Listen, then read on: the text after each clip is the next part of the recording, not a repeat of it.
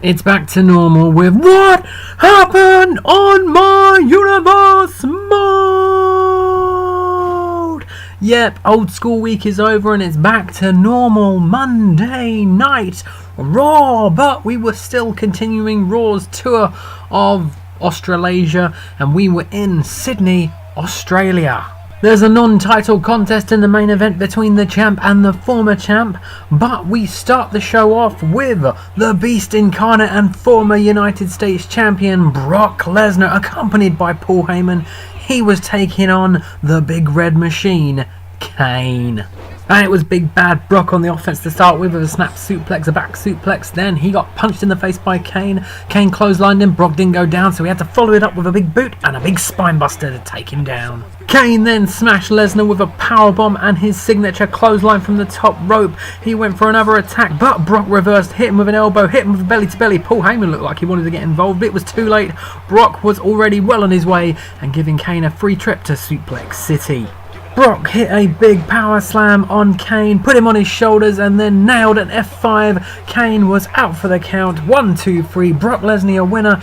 Paul Heyman raised his hand in victory and we move on to, well, not the next match, we actually headed backstage because one of our evil John Cena duplicate people was going face to face with Roman Reigns and he started attacking him with fists. Roman got a couple of shots in, but in the end yellow trousered Cena kept the advantage. He gave him a sidewalk slam on the concrete floor, threw him into a box and then chop blocked the back of his knee. Cena went to hit a spinebuster on Roman Reigns, but he managed to reverse it, hitting a DDT with getting tangled up in a chair too. But after that, Cena reversed again and then hit a big gorilla press slam and smashed Roman in the head with a chair, and then a few more shots with the chair too. The parallel Cena threw Roman Reigns into a door, hit him with a fire extinguisher, then sprayed the extinguisher on him, and then after that bulldogged him into his own knee, and the glitch out then forced him to not be prepared for John Cena's spinebuster finisher. And that was that. The graphic came up and we were on to our next match, but that was supposed to have John Cena and Roman Reigns. Who was going to take Roman Reigns' place when they took on the B team? Well, as it happened, there was a fourth John Cena in our universe mode. Turns out there was another parallel universe and this one had Super Cena. Brimming with confidence, the original Cena hit a Hurricane Runner on Bo Dallas and then hit a Snowplow. He tagged into Super Cena. We got some double teamness and then an awesome half Nelson into a neck breaker. We then got a hot tag from Bo Dallas to Curtis Axel. Axel went for a drop kick, but it didn't quite go as well and he ended up getting bulldogged by Super Cena. After nailing Axel with a sit-out F5, Super Cena tagged into Original Cena. We got some double teamness. Original Cena hit a Code Red, then some more double teamness, double back body drop again. Then Super Cena put Curtis Axel on the floor and put that hand in front of his face. You can't see me, 5 knuckle shuffle time.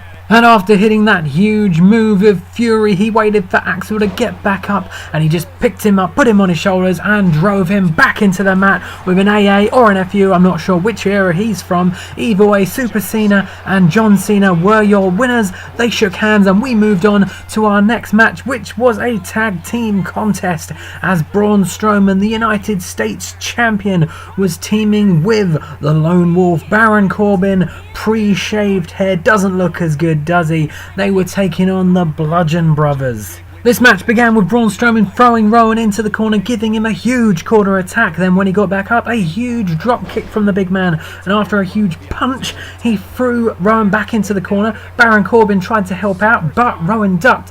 And Braun Strowman ended up hitting his partner. And after that, well, Baron Corbin wanted to help out, but it didn't really help because Rowan ducked again. And Baron Corbin hit a clothesline on his tag team partner. Rowan then took control for the Bludgies. He hit a confessional on Braun Strowman, which looked very impressive considering the size. And then we got some double teamness from the Bludgeon Brothers. Luke Harper hitting a double axe handle.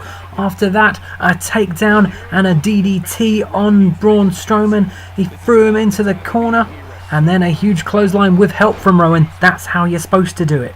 After giving Strowman a reverse dominator, Harper tagged in Rowan. They hit their big finishing move, got rid of Baron Corbin, and then went for the pin, and that was that. After the match, Strowman, he eventually stood up. Baron Corbin got in the ring and basically just looked disappointed. No, it wasn't his fault or anything, but he walked off looking annoyed. Braun Strowman looked on at him. But, you know, I'm sure they're just going to fight at some point anyway. In the penultimate match of the evening, the Royal Rumble winner Daniel Bryan, he was going to take on Finn Balor, his apparent tag team partner, as I keep on saying, in a rematch from the last edition of Raw. Initial offense went to Bryan, hitting a dragon screw and a Northern Light suplex on Balor, but then Balor reversed, grabbed him, hit a brainbuster of all things, and then a powerbomb. Finn Balor drilled Bryan with a DDT, but then got reversed with a jawbreaker. Bryan then nailed him with a forearm and then threw him over the top rope, but instead of dumping him to the outside, he actually suplexed him back in. Guess he wants to do things with style. After a butterfly suplex, Balor once again got the advantage when he dumped Daniel Bryan over the top rope also, and he also suplexed him back in, because anything you can do, I can do better. After a knee to the head, he hit Daniel Bryan with a shotgun dropkick and went to the top rope. It was time for the coup de grace, but was it?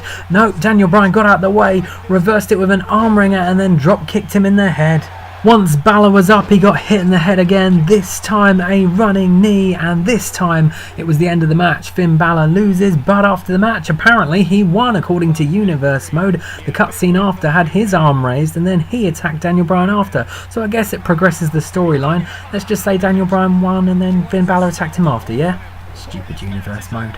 And so we move on to the first main event of week 42 of my Universe Mode. It's Raw's main event, and it's champion versus former champion, as Randy Orton is taking on the man that beat him for the WWE title, Seth Rollins. But before they could get started, they were joined at ringside by Sami Zayn, who quickly took his place in Randy Orton's corner. Seth Rollins tried to take charge straight away, but was immediately reversed and then immediately hit with an RKO. 1, 2, no, it was only a 1 actually, but that's because it was super early.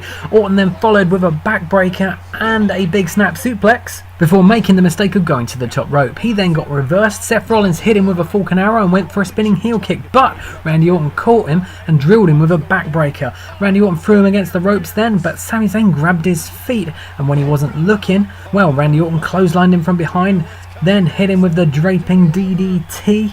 After that, Randy Orton threw Seth Rollins into the corner, but got reversed. Seth Rollins then hit him with a weird DDT, went to the top rope, but he got caught with another RKO. Randy Orton went for the pin, but he was too close to the ropes. That's 2 RKOs down and 2 he's escaped from.